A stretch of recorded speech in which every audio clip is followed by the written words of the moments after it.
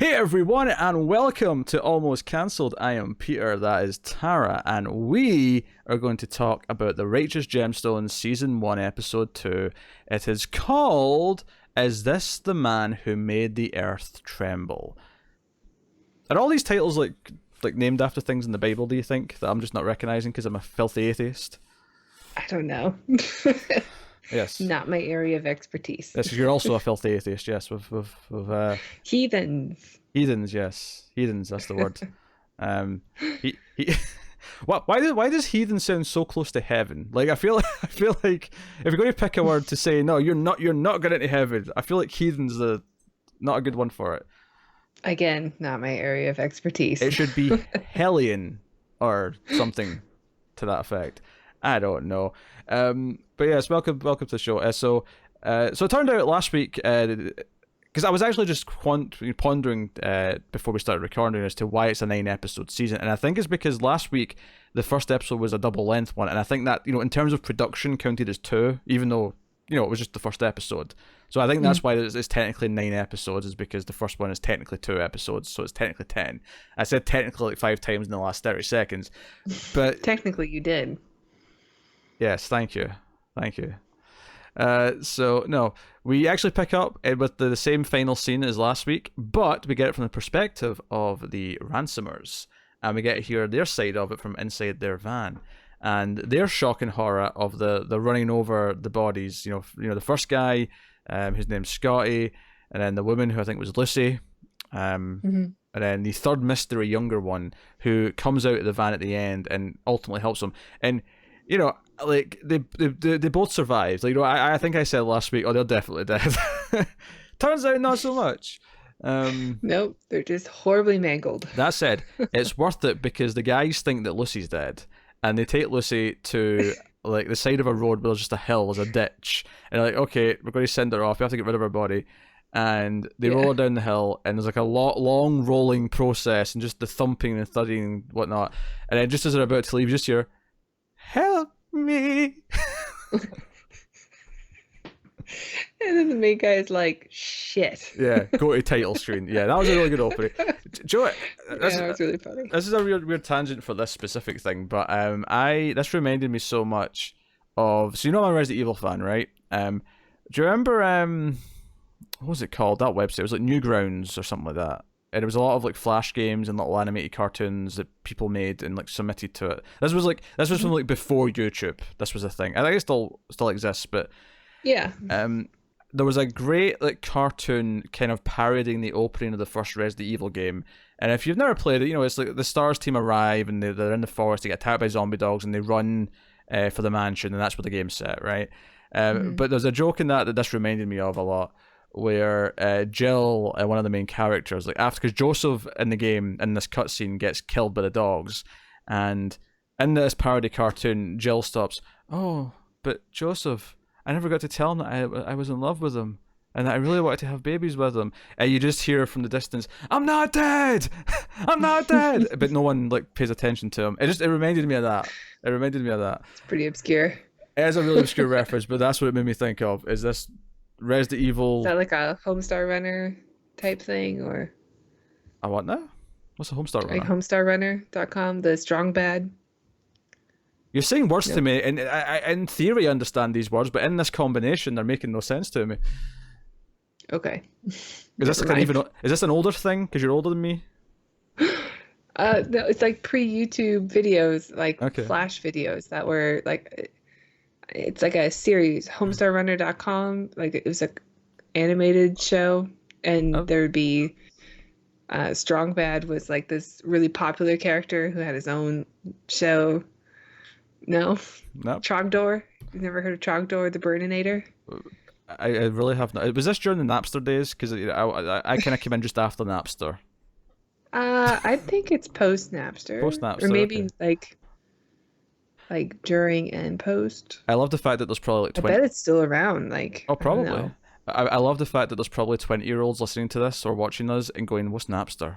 What is any of this? what was any of this stuff?" Yeah. Go watch what's the word? Intro. What's the word I'm looking for? I don't know, Internet History 101. Go watch an instructional VHS, young kiddies. Go find, go Google what a VHS is. Go get the VHS and a VCR and hook it up to your CRT TV and understand how things were done. Learn about the dangers of online shopping and putting your credit card out there to strangers. Oh my god, yeah, people was. I remember like my parents were so paranoid at the idea of me ordering something online. They were scared of it. Oh yeah, mine too. The first thing I ever got was a Mystery Science Theater t-shirt, which I actually still have. That shirt is 22 years old. It's almost as old as me. And it was the first thing my dad ever like bought online and had it shipped to the house. And it was just like this big eye opener that we could do that. And he was so paranoid, like he refused to do anything, and it was like a big deal that he did it. What do you think? This is a super tangent because we're really supposed to about the episode so far. But what do you? I want you to guess. What do you think the first thing I ever ordered online was? Porn. Teenage boys don't pay for porn. Okay, what do you think the first thing I ordered? Maybe back then. No. No. Go on. It's actually. Was it a horror movie? It wasn't a horror movie, but it was media. It was a DVD. Oh, yeah, I want you to guess. Vampire Slayer one? It was indeed. It was season 4 of the hit television show Buffy the Vampire Slayer. All right, you did it. You got it in. So let's move on. Oh dear. It was actually that and season 1 of Angel. I got them at the same time, but that was the first stuff out because those DVDs were like super expensive if you bought them anywhere else, but they were like 30% cheaper online, and I was like, no, I'm getting these online because they're so much cheaper because they were expensive. It was like over $100 per season at that time. This was back when these things were super expensive, so it went from $100 to like $60. Like, of course you're getting them online. Why wouldn't you? It's insane difference. Yeah. Anyway, so. Yes, there was a couple of things early on in this episode that really made me split my gut in terms of the humor. There's a great comedy, and what I love about the comedy in this show, for the most part, is that it's not just that it's funny, because one of the reasons why we don't typically review sitcoms is like, okay, the sitcom might be great, but we're just repeating jokes. I think what's great about some of the humor on this show is because it's so satirical, it's pointing out the hypocrisy of like what's going on in the moment. And I love the argument early on, because basically. They come back. The 3 siblings come back to the parking lot the next day, and they're like, "There's no evidence of a crime scene. There's no bodies. The van's not there." And Jesse's just like, "I think it's just a miracle. The Lord stepped in and took care of everything, right?"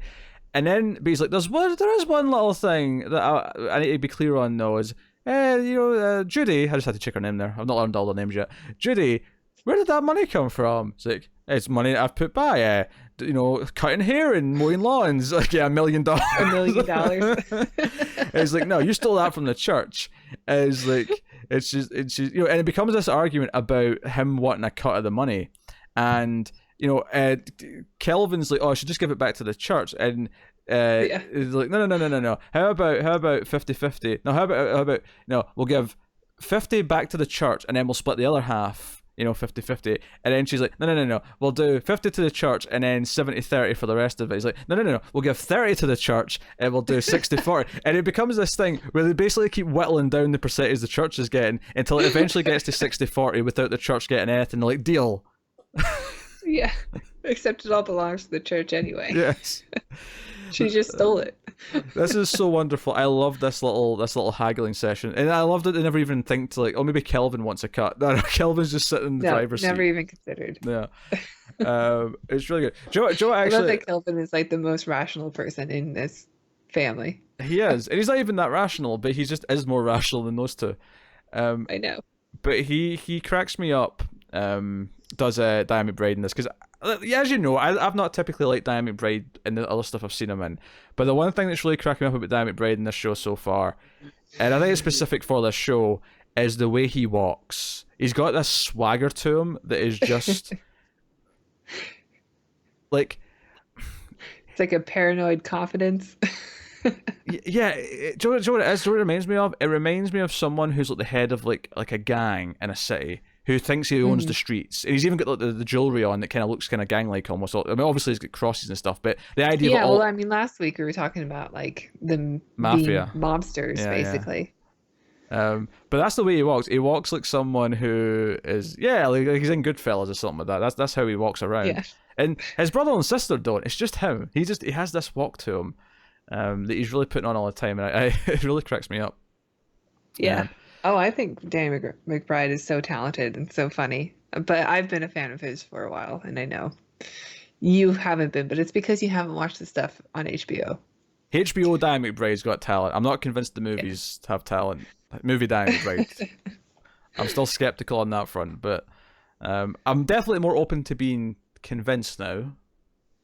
I'll say that. Good. Because both Eastbound and Down and Vice Principals are worth watching. Okay. I'll maybe binge. I'll binge at some point. But so they have Kelvin has this great idea where he's like, hey, there's security cameras on the stores. Maybe we can go in and get them. So Jesse comes back with the entourage, like the henchmen they've got. I don't know what else to call them. And he's like, well, they're the other people who are like, in the video. Yeah. I'm not sure what the exact names or titles are though, so I'm just the henchmen until further notice.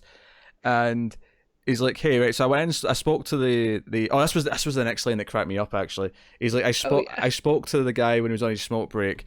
Don't worry, I disguised myself as a regular person. What does that mean? I don't know. You didn't recognize me, I guess. I want to see what the outfit was. I want to see how did they put on a hat? Was there sunglasses involved? It's clear that it's kind of like a God, I can't think of her name, like a Lucille Bluth line. It is. It's a Lucille Bluth line. You're right. Go see like a Star Wars. The lesser of everybody who doesn't have as much money as them. Yeah, no, it's Lucille Bluth. You're absolutely right. But they go in and say, hey, someone spoke to the manager earlier and said we could have a look at the security footage because there was our car was broken into or whatever outside. And he's like, I'm the manager. I don't speak to anyone. He's like, well, there's a different guy. He looked kind of like you. I'm a guy. What? And they come back out like, oh, we couldn't get anything. And he's like, go back in there and get that. You kidding me? Go out in there. Do it for God. And then they go out. And then we end up with this weird fight scene where the henchmen are like throwing... The guy turns out to be like Bruce Lee. Yeah, he's actually a pretty good fighter, but they're throwing because it's like an auto shop. There's like rims and tires and things like that, and they're throwing rims at him, and he's dodging things, and he eventually gets rammed with a trolley as one of the guys like runs out of the office and like just runs out with the computer with the footage on it. Yeah, like the whole CPU. Yeah. Just really, the whole thing was just really downright absurd, and it kind of plays to like the comedy in this is not just the lines. This was physical comedy. This was purely physical. Yeah, absolutely.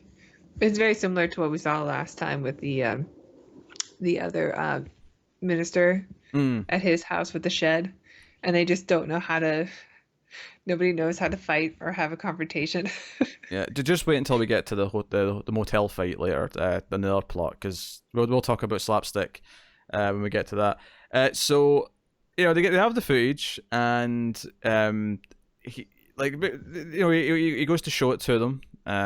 He shows the brother and sister and the entourage, and it's like, okay, so here, and it's like, oh, there's a third person. Yep, there's a third person. We have to rack our brain. We have to figure out who these people are, and we have to do this.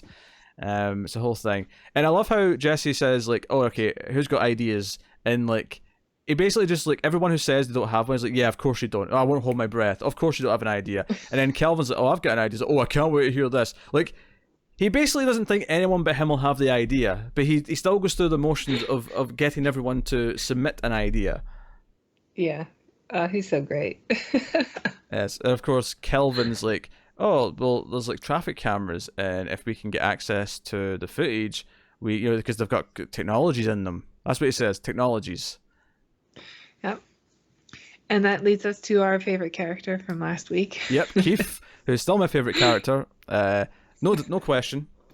Who it turns who out works for some kind of like traffic, I don't know, monitoring service or something. Yeah, I don't know what the exact job title is, But he's able to go into the control room and show them the footage and track where the van went, like we're on a cop show.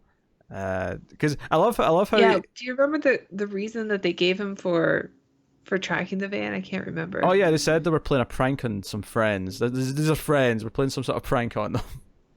Right, right. And he clearly just loves Kelvin for like saving him from Satanism. So Yeah, because like he would do it anyway, like for any reason. Because he keeps saying things like, "I would do anything for you, Kelvin. You saved me from the darkness. I take bullet for you. You brought me back from the brink. I'd kill myself if you asked me to." It's like, I know, what a weird line. Did he say that last week? He might not. It just seems like something he would say. I barely know his character, but I know him so well. Well, that's good character building. That you're 2 episodes in, that seems like something he would say.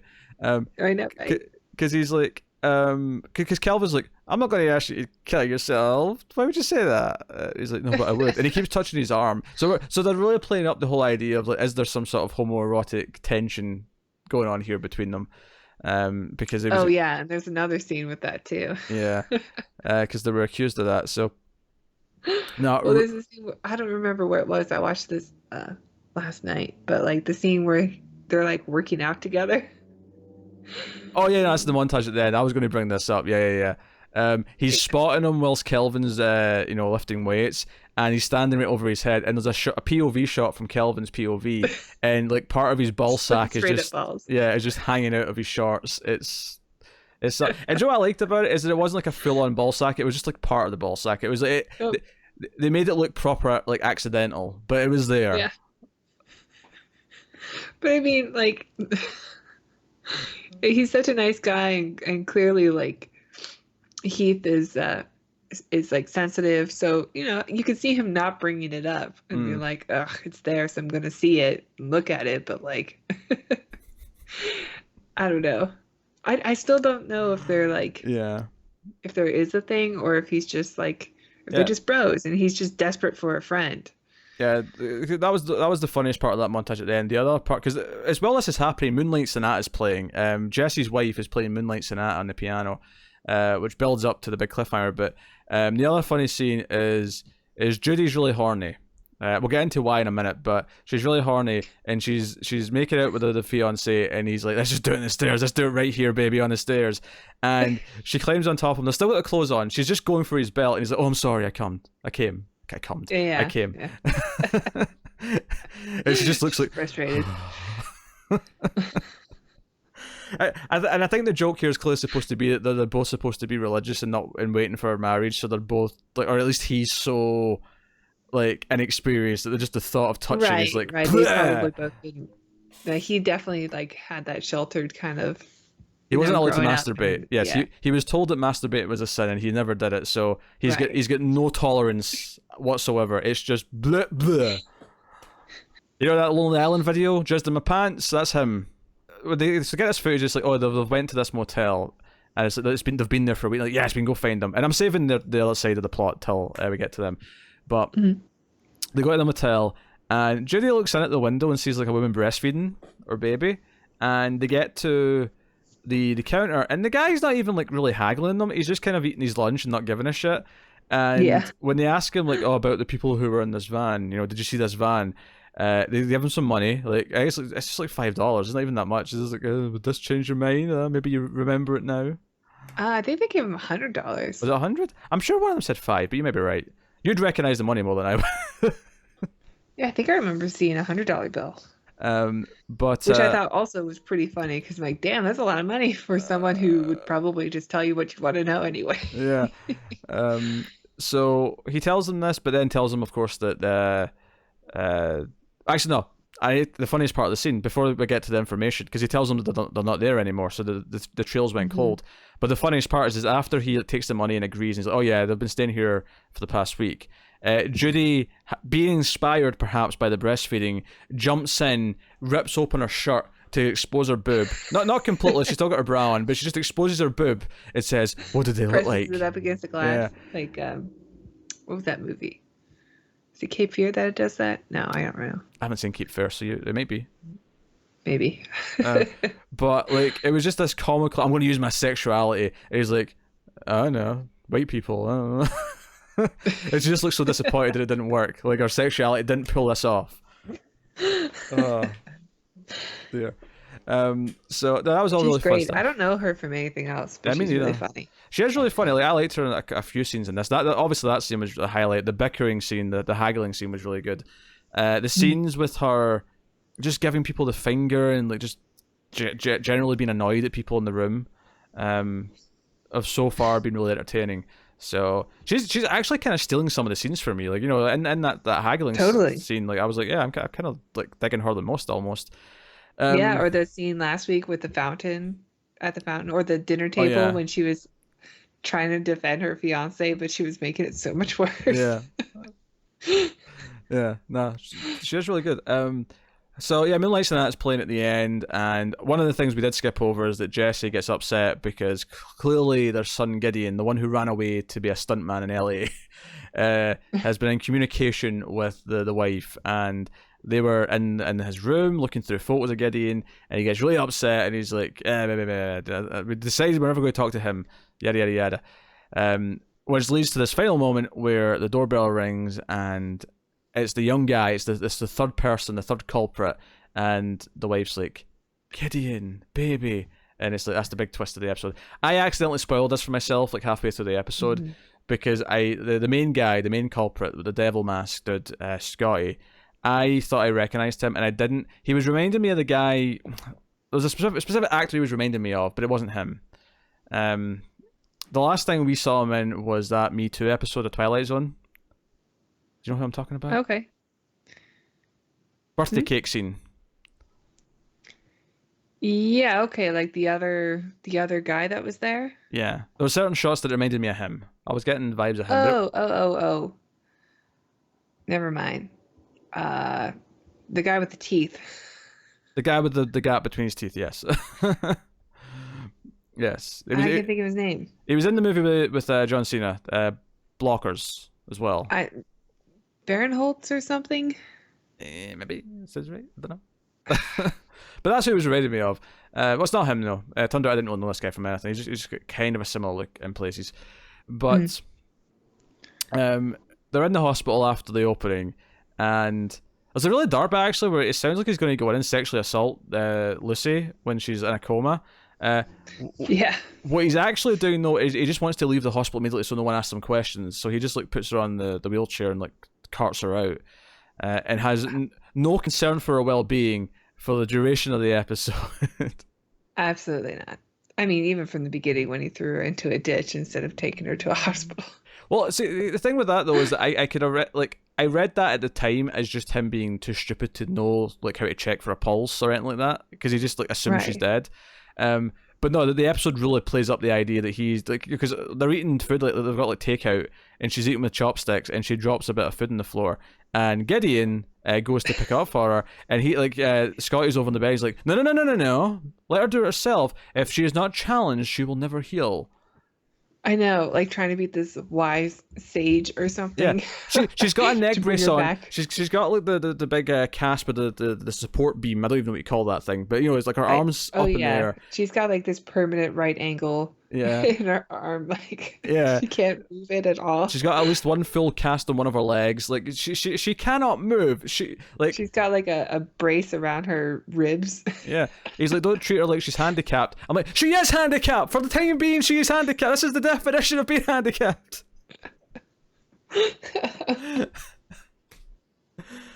Yeah. Oh dear. It's funny that they chose to make him so much worse than the televangelist family, than the Gemstones. Yeah, because you can almost see that being going into an angle where like they're screwing this family out of their fortune because they've screwed so many families out of their own money in order to gain this wealth. Yeah, but we find out Gideon Robin Hood style thing, like we're just going to take this out from you because you guys are trash. But these guys are so much worse. But we find out Gideon is the one whose idea it was though. Gideon like came to them and had this plan because he knew that he could, presumably, he knew enough about his father that he was able to, get this footage. He's the one behind it. Right. And I mean, we don't exactly know his motivations as to why. Yeah. We can assume that he left the family in order to start his own life and failed, and thought this will be a good way to get money. Although maybe not. Maybe it was that. Maybe they got the footage and Gideon like got in touch with them and like. Maybe he just knows his family's Yeah. hypocrites and he wants to do it to like prove a point. Yeah. Yeah. You never know, because his other son, who looks up to Gideon, like is Oh, kind of doing that too. another highlight. I've spoken about most of my highlights of this episode, but my other highlight is when they're leaving the room and he's pissed that they've been looking at photos from Gideon and he finds out they've been talking to him. That like younger, well, the older of the two that are there, sons. Yeah, I guess the middle child. Yeah. Huh? As he's walking away, he just looks at Jesse and goes, "Hollywood," and then walks out. It cracked me up. It just cracked me up. It just does little Hollywood, little kiss. Oh my god. Yeah. It broke me. I love the idea that he's taught him. He's like, as soon as I'm old enough, I am so ditching you, and I'm going to do whatever I want. Mm-hmm. Now that he's seen that his older brother did it, it's like, oh, guess I can do whatever I want. But now he's back. Although I guess we have to assume that he's back now to do something sketchy. Like he wants to be in the inside so he can achieve. Or like he's just overwhelmed by the events that happened and like came back and is going to be a gemstone even though he's done horrible things too. Yes. And we can't gloss over the fact that Lucy leaves because she finds out she basically guesses correctly that they threw her down the ditch and leaves, much to Scotty's dismay. And then Scotty blames Gideon for it, and we get one of the most absurd fight scenes I've seen in a while, where so many tables get smashed. Everything they touch smashes. The TV gets smashed, the table, the chair, everything gets smashed. And I guess this was kind of the hint that this was the son, this was Gideon, because it was like, oh, this is this is where I sort of piece things together, because you said you had it spoiled before. It was before the scene. Yeah, spoiled it yourself. But once, because they had already said that Gideon was getting a Netflix deal for some show that as a stuntman. So like I remember seeing like all the trophies and medals on his wall and stuff from the first episode. And so, or maybe it was even in this episode where they're in the room. So once he like started pulling out the karate moves, it's like, oh, that's probably Gideon. Yeah. He's about the right age as well, because he's just like in his late teens as opposed to anything else. But no, because he eventually like actually puts his hands out like he's going to do martial arts, like he knows what he's doing. And I don't know if I'd necessarily say that he does. He does know more than the other. Like Scotty definitely knows less, but Scotty's just brute forcing his way through this. Right. And yeah, there's a lot of bickering about stopping the fight, because Gideon keeps trying to end the fight. He keeps saying, "Look, let's just stop this." And every time they sort of seem like they're calming down, Scotty just does something else. Like he'll throw another punch. Yeah, like rams him. Yeah. Into a wall or something. So that was very much not a lot of John Goodman this episode. Two scenes. There's one scene where he's on stage, just spouting his nonsense, and then there's another scene where there's a random snake in the kitchen, and he like grabs it like he's Steve Irwin. It's a rattler snake too. Yeah. What a badass. He just snatches it. He's like, "Yeah, I'm the alpha in this house, you little shit." Yeah, but I wonder if that's supposed to like mean that somebody put it there on purpose for him. Like it's just a rattlesnake. I mean, there are rattlers in California, which I think this is where it takes place. That's terrifying. I hate snakes. Terrifying. Yeah, I almost stepped on one once. Oh God. Yeah. Oh no. Just hiking through the trails and not paying attention. No. This is scary. Yeah. It's big. I don't want to hear about it. Stop it. What was I going to say? Yeah. Again, not as obscure as the previous thing I was reminded of, but if that was intentional, and this is something that he actually likes to do, is very reminiscent of the opening episode of Lois and Clark, The New Adventures of Superman, because there's a scene in that first pilot where Lex has like a snake come in the room. I think it's a python, if I remember right. And he turns around and stares at it and stares it down. The snake goes away, and he just sort of smiles and turns back round. Like it's an intentional thing that he does to prove that he's that much of a badass to himself. I'll take your word for it. Rich people do crazy shit, apparently. I don't Is know. that the Dean Cain, Terry Hatcher series? It is indeed, yes. Yes. Why are you laughing at? That's a good show. I'll take your word for it. Terry Hatcher's the best on-screen Lois Lane so far. I'll stand by that. Yeah. And they're real and spectacular. They're real and they're spectacular. Yes, that is quite right. Okay, now I'm just thinking about boobs. All right, let's wrap up the review. That's pretty much everything. Unless I missed something that you think we should talk about. No, I don't think so. I think the most that I learned from this episode is that this show is very much like Vice Principals, in which I have no idea where it's going to go next. And even like watching the next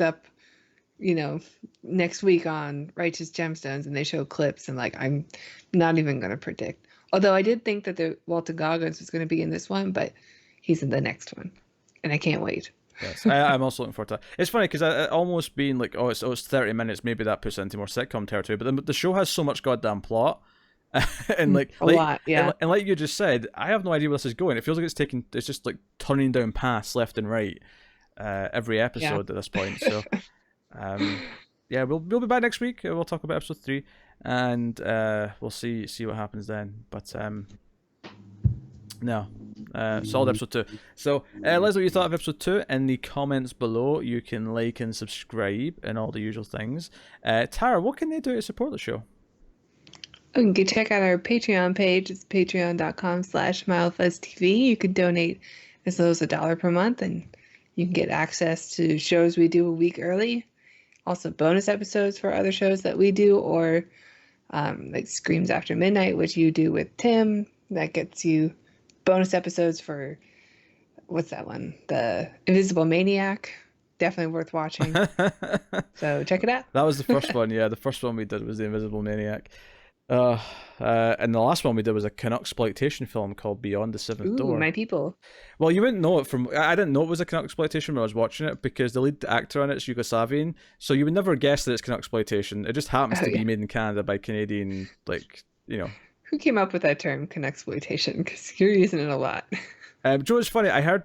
Because I think when Tim said it to me, it was the first time I'd ever heard it, but I was listening to a horror movie podcast this past week, and I heard it a couple of times in that, and I'm like, oh, it's a thing. People use it. Oh, okay. It's not just made up. Well, there's a Canucksploitation Mystery Science Theater episode called The Final Sacrifice. Oh. Which we'll check out eventually. Yeah, we definitely have to do that one. Check out Ace for our reviews of Mystery Science Theater too. Yeah. Not every episode, but we do them on there as bonuses. Next one coming up is Hobgoblins at some point, very soon. So, and then I think we did say what the next one was going to be as well. Laser something. Laser Blast. Laser Blast. There you go. Can't wait. So, you can also, of course, rate the audio feed. If you're on the audio podcast, rate us 5 stars on your Apple Podcasts or wherever else you listen to us. That helps us out a lot too. Check out other shows we're reviewing if you're interested. We do a bunch of different stuff. I'm doing season 3 of Glow right now on my own. Me and Tara are also doing the HBO show Our Boys. Tara's kind of become the almost automatic HBO co-host, bizarrely. Almost. I have a feeling I'll be left out of The Watchmen. That's true, yeah. That's something I think Connor's going to assume that he's doing. So I guess, yes. Although that said, if you want to fight for it, I mean, I'll put in a good word for you. I'll put in a good word. Connor can have more work than me, that's fine. Oh, we're doing episode 1 of both Carnival Row, me and Connor, and episode 1 of Dark Crystal, whatever that show's called, the new Dark Crystal show on Netflix. We're trying both of those pilots. So you can look out for reviews of those. And first episodes always get spoiler-free sections, so you can check out what they're like without us spoiling everything, if that's what you're interested in. Anyway, that is us. So thank you once again for watching or listening. We always appreciate it. Keep watching TV, guys. Have you got any vanilla?